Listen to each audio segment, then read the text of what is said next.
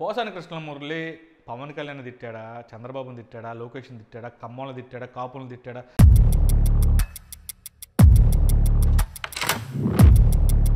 Current ఇష్యూల మీద మాట్లాడట్లా కూటమి ప్రభుత్వం. కరెంట్ ఇష్యూల మీద యాక్షన్ తీసుకోవట్లే కూటమి ప్రభుత్వం.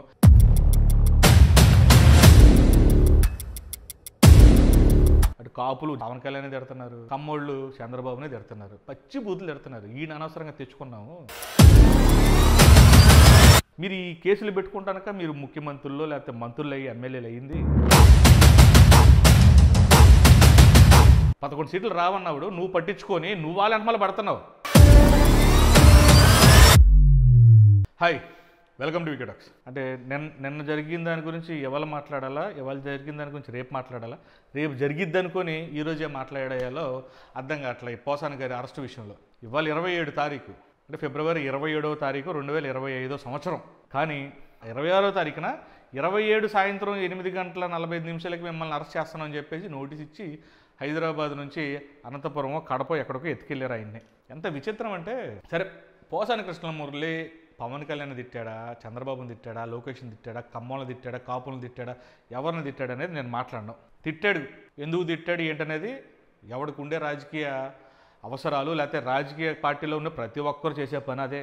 అంతకెందుకు నిన్నగాక మొన్న వారం 10 రోజుల క్రితం చింతమనేని ప్రభాకర్ కారు అడ్డం ఉందని చెప్పేసి కార్ డ్రైవర్ని ఎన్ని బూతులు తిట్టాడు.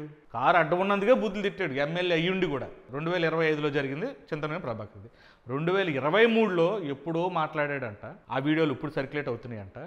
దానికోసం ఎవడిదో మనోభావాలను గిల్లకాయలు వణికిపోయి ముడుచుకుపోయి జనసేన కార్యకర్త నాయకుడు ఎవడో కంప్లైంట్ పెడితే ఇప్పుడు ఎత్తుకుపోతున్నారు. కరెంట్ ఇష్యూల మీద మాట్లాడట్లే కూటమి ప్రభుత్వం. కరెంట్ ఇష్యూల మీద యాక్షన్ తీసుకోవట్లే కూటమి ప్రభుత్వం. ఇది 100% పక్కా ఫెయిల్ అయింది. ఊర్లలోకి వస్తే పచ్చి చెప్పాలంటే అటు కాపులు పవన్ కళ్యాణ్ తిడుతున్నారు, కమ్మోళ్ళు చంద్రబాబునే తిడుతున్నారు, పచ్చి బూతులు తిడుతున్నారు. ఈయన అనవసరంగా తెచ్చుకున్నాము. వీడికన్నా ఆడే నయ్యం కదరా, జగనే నయ్యం. ఏదో ఒక రూపేణ వ్యాపారాలు వ్యవసాయానికో అన్నిటికో దేనికో దానికి రూపాయో 10 రూపాయలు పావులని ఇచ్చాడు, చేశాడు. వీళ్ళు వచ్చిన తర్వాత ఏమీ భూముల రేట్లు పెరిగినాయంటే భూముల రేట్లు పెరగల. మొన్న అసెంబ్లీలో తేలిపోయింది. మొన్నటిదాకేమో నెలకు 1,00,000 కోట్లు పెంచి ఇంత బార్ లిస్టు చూపించారు. 4 లక్షల ఉద్యోగాలు ఇచ్చాం, 16 లక్షల కోట్లు వచ్చేసినాయి, ఇన్ని కోట్లు వచ్చేసినాయి, లక్షల కోట్లు పెట్టుబడులు వచ్చినాయని చెప్తున్నారు. మరి ఆ వైసీపీ వాళ్ళే తగులుకునేటప్పటికి చామని చెప్పలా, ఇస్తామని చెప్పామని చెప్పేసి మన చంద్రబాబు గారి వారసుడు భవిష్యత్తు సీఎం అంటే ఒక 6 నెలలకు సీఎం అయిపోతాడు ఆయన సీఎం అయితే ఇంకా చాలా అద్భుతంగా ఉంటుంది. ఆయన ఆ మాట అనేసాడు. ఎంత కాన్ఫిడెంట్గా అంటే మేము ఇస్తామని చెప్పాం, ఇచ్చామని చెప్పలా అన్నాడు. వీటన్నిటి గురించి మాట్లాడకుండా ఎప్పుడో మా నాన్న తిట్టాడు, అప్పుడెప్పుడో మా అన్నయ్యని తిట్టాడు, నన్ను తిట్టాడు, మా ఆవిడని తిట్టాడు, నా పిల్లల్ని తిట్టాడు. ఏంది ఇది రాజకీయం? మీరు ఈ కేసులు పెట్టుకుంటానక మీరు ముఖ్యమంత్రుల్లో లేకపోతే మంత్రులు అయ్యి ఎమ్మెల్యేలు అయ్యింది.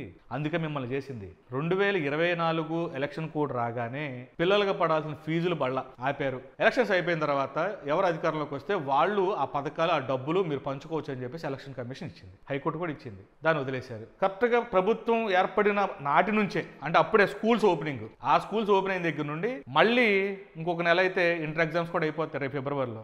తర్వాత 10th క్లాస్ ఎగ్జామ్స్ అయిపోతాయి. ఇప్పటి వరకు స్కాలర్షిప్లు పడలేదు ఇంటర్మీడియట్ వాళ్ళకి, డిగ్రీ వాళ్ళకి. కానీ సరే అమ్మఒడి పథకం లేకపోతే అమ్మకు 100 ఈ పథకాలను పక్కన పెడితే కనీసం కాలేజీకి వెళ్ళే పిల్లలకి అవి పడలా.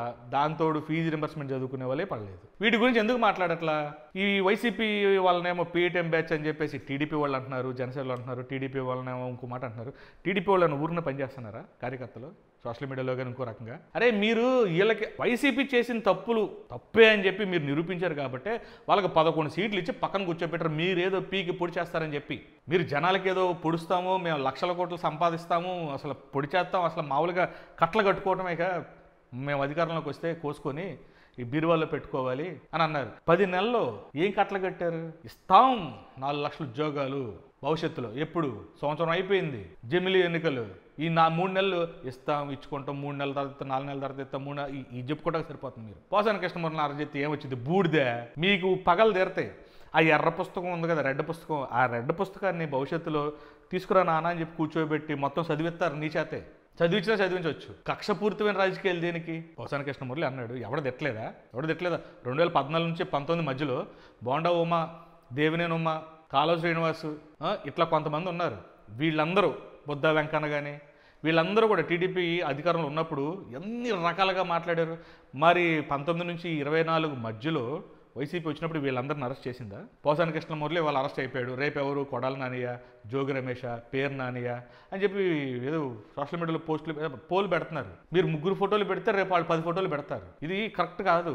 ప్రజాస్వామ్యంలో మీరు చేసే పద్ధతులు 100కి 200% తప్పు. ఇంకెక్కువే చెప్పాలి. 11 సీట్లే వచ్చి నువ్వు పనికిరావు అన్న వాళ్ళ గురించి నువ్వెందుకు పట్టించుకొని మాట్లాడుతున్నావు? 11 సీట్లు రావన్నాడు, నువ్వు పట్టించుకొని నువ్వు వాళ్ళ వెనకాల పడుతున్నావు. నువ్వేం చేస్తున్నావు అంటే డబ్బులు లేవు, జగనే చేశాడు గతంలో, జగన్ చేసిన దానివల్ల ఇప్పుడు డబ్బులు రావట్లేదు, జగన్ చేసిన దానివల్ల మేము ఏం చేయలేకపోతున్నాం. నువ్వెందుకురా సామే, రాజీనామా చేసిపో. నువ్వు కడుక్కోవాలన్నా, తినాలన్నా, పడుకోవాలన్నా, లేకపోతే జనాలకి ఏమైనా చేయాలన్నా కానీ అన్నిటికీ జగన్ పేరే చెప్తున్నావు నువ్వు. 40 సంవత్సరాల ఇండస్ట్రీ, 20 సార్లు ముఖ్యమంత్రి, 20 సంవత్సరాలు ముఖ్యమంత్రి. మళ్ళీ అత్యధిక ఎక్కువ రోజులు ప్రతిపక్షంగా పనిచేసింది తమరే, అత్యధిక ఎక్కువ రోజులు ముఖ్యమంత్రిగా పనిచేసింది తమరే. కానీ అనుభవం అంటారు, 2047 విజన్ అంటున్నారు, అంతకుముందు 2020 అన్నారు. ఏం బూడిదయింది ఇప్పుడు? ప్రతిదానికి జగన్ ఏం చేశాడు? జగన్ విధ్వంసం. హాస్పిటల్ కట్టించడం, సచివాలయాలు కట్టించడం, లేకపోతే 2019 మే నెలలో సీఎం అయితే 2020 ఇదే ఫిబ్రవరి నాటికి దాదాపు 1,35,000 ఉద్యోగులు ఇచ్చాడు.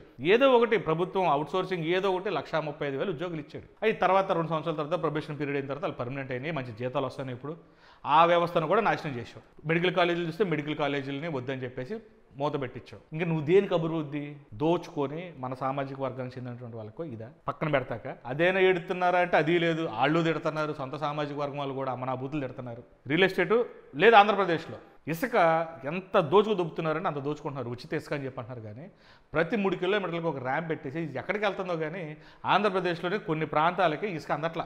కృష్ణా జిల్లాలోనే ఉద్యోగ పనులు లేక, టాపీ పనులు చేసుకునే వాళ్ళకి పనులు లేక ఖాళీగా వేరే పనులు పోతున్నారు. హైదరాబాదు లేకపోతే వేరే ప్రాంతాలకు వెళ్ళిపోతుంది. మీరు కావాలంటే దాని మీద చేద్దాం ఒకరోజు వీడియో. అంటే ఏదైనా కానీ పోసాని కృష్ణమురళిని అరెస్ట్ చేయటం అనేది, పోసాని కృష్ణమురళి అని కాదు, టీడీపీ పార్టీ ఈ అరెస్టులు చేయటం, మమ్మల్ని అన్నారని చెప్పేసి, మా కుటుంబాలను అన్నారని చెప్పేసి ఈ అనవసరమైన పనికి మాలిన ఈ తప్పుడు కేసులు పెట్టి ఆబాసుపాలు అవటం కంటే పరిపాలన మీద దృష్టి పెట్టి ఇంకోసారి ఎలక్షన్లో మేము గెలిపించండి, మేము మొన్న చెప్పాము చేసాము, రేపు ఇది చేస్తామని చెప్పి చెప్పడానికి అవకాశం ఉంటుంది.